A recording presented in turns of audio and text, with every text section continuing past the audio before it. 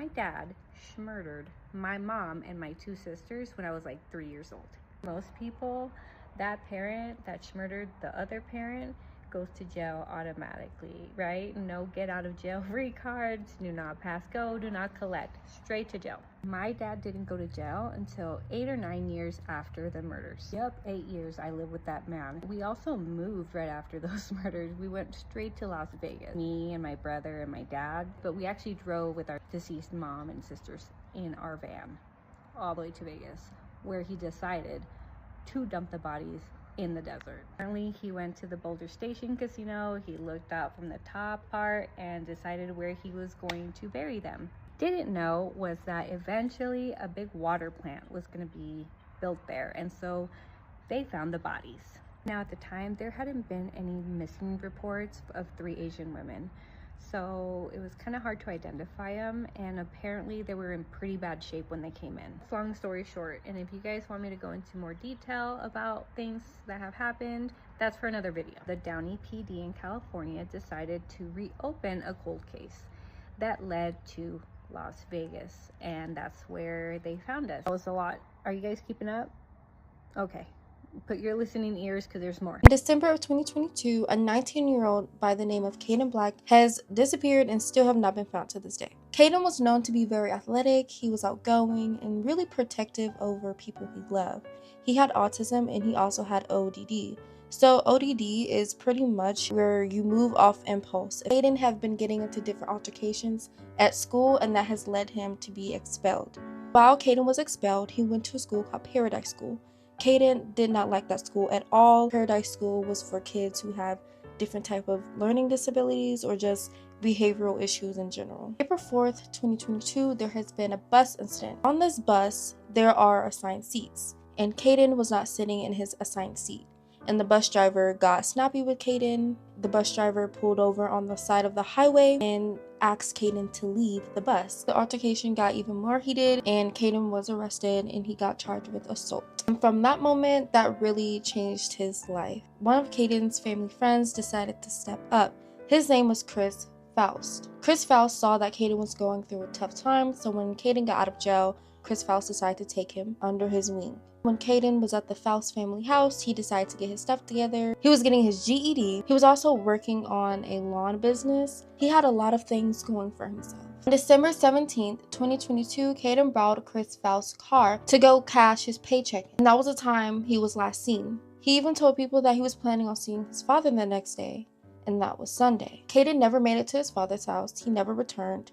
There was no messages, no explanation, no nothing. Eventually, the news got out that nobody had seen Caden, and police and investigators, they searched for Caden. Still to this day, there is no trace or anything. This case is just so strange to me. I mean, there's not too many theories with this case simply because there's not a lot of detail on this case, so it's kind of hard to even talk about it. What do y'all think happened to Caden Black? My 13-year-old nephew would end the life of my 4-year-old niece to get even with my sister.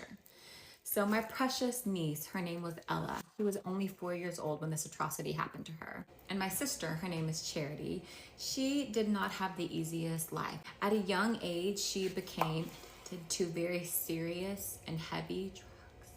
And at the age of 17, our mother kicked her out of our house with a $100 bill and said, either spend this on drugs and go find a place to, or use it to get clean. So Charity would later say that she did spend half of that on substances and then use the other half to get gas and check herself into a halfway house. She was struggling. She was 17 years old. She didn't know if she was going to be able to make it into sobriety, but she found out that she was pregnant. She was pregnant with my nephew, and she would name him Paris. And at that time, it gave her a new lease on life. She did well for a while, and things would seem to be okay, but she would relapse again, and Paris would have to go live with my mother, and then she would get clean again. Paris would come back and live with her. So when Paris was 9 years old, Charity, my sister, she got pregnant with Ella. And this was really difficult for Paris because Paris already felt like he didn't have enough time with her, that he was cheated out of time with her because of my sister's substance abuse issues. And some people say that he was a good big brother, but there was warning signs and symptoms from the very beginning about his simmering resentment and anger over her.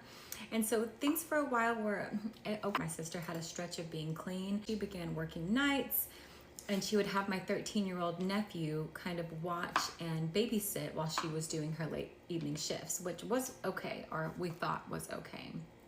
But one night, there would be police cars all over the block. And that's because my nephew, after committing this crime, called 911 and let them know what happened. Initially, he said that he was in a state of psychosis, but later he admitted that he knew exactly what he was doing. He SA'd her, he used a sharp metal instrument more than 20 times in her body and just watched her expire. And later he would go on to say that he was angry about my sister's issues with substances, that he was getting revenge on her for really the rest of her life, because if he just ended her life, then her misery would be over. But if he ended the life of my niece, then she would suffer forever. She would lose both of her children. And so later it was found out that he had severe psychological issues, in fact, was diagnosed as a sociopath. And although this is a true story, this is not my story. So often we hear these stories on social media and they are not real to us. But when I said my sister, my nephew, my niece, it became real to you. And that's the reason I tell it in a first-person narrative. Have y'all heard the story about the artist Melly who accidentally shot her friend Young Guy in the neck, leaving him paralyzed from the neck down? So it goes back to when Melly was in her teens and she was chilling with Young Guy, and they was at his big sister house. Now they were all into music. She would be the artist and he would be the producer. Now the sister was into music as well, but she comes into the story later on. So they're all chilling and Melly is, drinking, they all vibing, and she sees the gun. So she grabs the gun and there's no clip in the gun. So she's just playing around with it. And they tell her like, girl, put the gun down. But it wasn't a hostile environment, so nobody really thought too deep into it. So Young Guy goes to reach for the gun from Melly, and at that same motion, she pulls the trigger, or her finger slip, or however you want to phrase that. They realize like it's him that got hit. His sister is doing everything she can to save his life. Melly's freaking out. The police get there, put her in handcuffs. Young Guy and his sister is telling the police like this was genuinely, truthfully an accident. So keep in mind that I said all of them were into music. Melly being an artist, Young Guy being a producer, but Melly and Young Guy were also sleeping around. So they all had this motto that if one make it, we all make it. And things were looking good for them before this shooting. So they were telling themselves, like, we can't let this girl go to jail for an accident. And plus, like, our career is on the line if we allow this to happen. So everybody is testifying and basically reporting, like, we not pressing charges about the situation because it was genuinely an accident. So I know you may be wondering, if this whole story was an accident, what are we talking about it for? Okay, so after the incident is where the story starts to change. So Melly will go on to say that she was very apologetic. She says she was very catering to the situation. She was there in the moment. If you needed me, I'm here. She said the only thing that she really didn't like was the fact that if she was to disappear or get busy and couldn't respond when they wanted her to, the messages would stop being nice and then it would switch. She said one day Young Guy even went as far as to sending her a picture of himself as if he was unalive, and that triggered her mental health like bad, because her being the reason that his life changed. She not trying to play victim, but she says it did mess her up. She has bad anxiety, PTSD, and on the interviews I watched, she did look a little shaken up. Melly would then go on to say that her label would suggest that she should pull back from this situation because it was not healthy for her. And that is what became one of the biggest issues. Because this is Young Guy's sister, also the sister that was present that exact night, right? She's here to tell her version of the story, to say that you were never apologetic, Melly. You never apologized for what you did to that man. You never showed as if you cared. And that things started to get very dark and weird after this shooting. The sister would go on to say that Melly started posting things like bang bang, and we all know what that means. Melly started posting herself in dark rooms with candles lit, started looking satanic, and there was rumors going around that this was a sacrifice. The sister would go on to say that she did bump into someone that was mutuals with her and Melly when they were not speaking, and that person did tell her that this was indeed a sacrifice.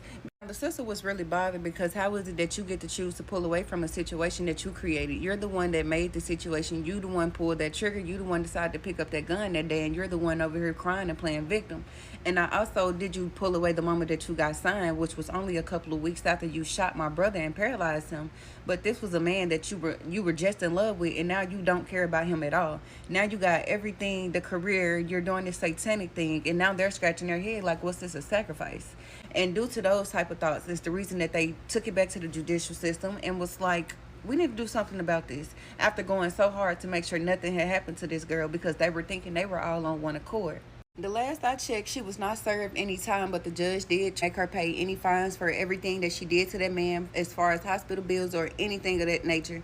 I don't know if she made any payments so far, but yeah, crazy story, right? So tell me what y'all think of this situation. Drop in the comments.